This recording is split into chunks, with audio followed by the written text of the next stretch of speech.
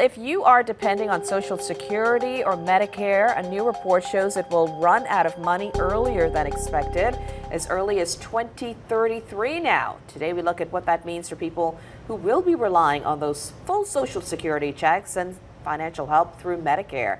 Here to explain, the managing director for Morgan Stanley in New Orleans, Jim Spiro.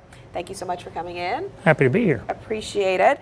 So this information is from the Social Security and Medicare Trustees Report. It says a 3% drop in how much products the U.S. now produces, a drop in labor productivity. All of these things are contributing to just not enough money being there unless major changes are made. So how much less can a person expect? I mean, they know what their income is, right? So they know technically how much they will be getting. How much less can they be getting percentage-wise? If the program we're referring to, Social Security, were not to be reformed, the estimation I've heard is somewhere in the next 10 to 12 years. It's a moving target, big country, and not all of this is etched in stone.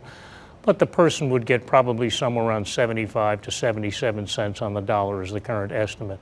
I think the likelihood of that happening is approaching zero.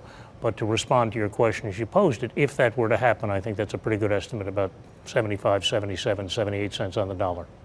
So the numbers that they cited, they say knowing that their Social Security check could possibly be reduced unless this issue is fixed. They said it could be reduced by 23 to 25%. So if you're looking at this possibility, what could people start doing now to prepare for this? Well, again, I think it's a question that's in the news a lot. I think things they could prepare as a matter of theory were this to happen. Obviously, we're talking about 10 years. I mean, look what's happened in the country in the last 3 years. So I'm not big on making 10-year predictions, but if you want to play this out in your mind and if you want to say this is going to happen, then I think now you want to try to provide yourself with a little more of a safety net. And you could do that either by spending less.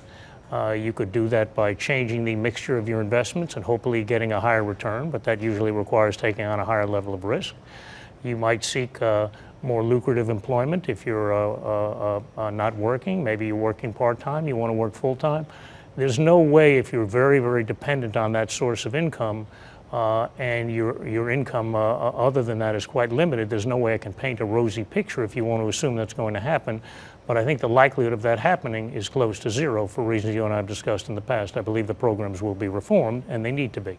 Yeah, well, hopefully that is the case, but it just seems like for so many years they've been talking about reforming this, and we keep getting closer to this target date where they say there will be a problem. They also highlighted Medicare as well and concerns about that and being able to continue to fund that.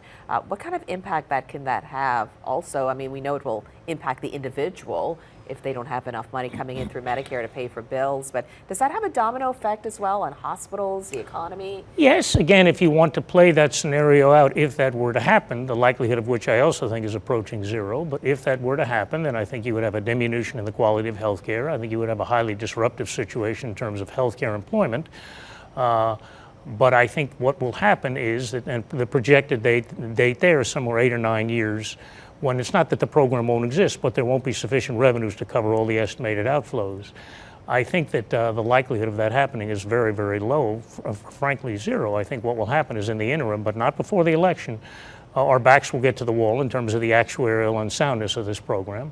And I think the revenue base will be strengthened. I think it'll be strengthened by a combination of higher premiums on people who receive Medicare, greater levels of taxation in terms of payroll taxes and Social Security taxes that fund the program.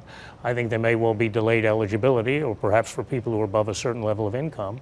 But people should also realize that this country was founded, what was 1776? The program started in 1965. So for 190 years, we had no Medicare. The country had good times and bad times. It prospered. It had misery. Health care was available for people who were uninsured or impoverished. They had to go to local hospitals and clinics, and those hospitals and clinics were funded by state and local taxation. The quality of the health care was not what it is today, but the fiscal situation wasn't as bad as it is today either. So, that's both sides of the argument. Yeah, well, I guess when the report like this comes out, they're just trying to keep it at top of mind so people are aware of it so that they're not taken aback, because it is an issue that impacts so many people. It is, and it can and should be dealt with, Liz, and briefly. It requires the politicians to have a frank discussion with the American public and to believe that they're actually willing and able to handle the truth. And I believe they are. Others might not. Thank you, Jim. Appreciate it. Thank you.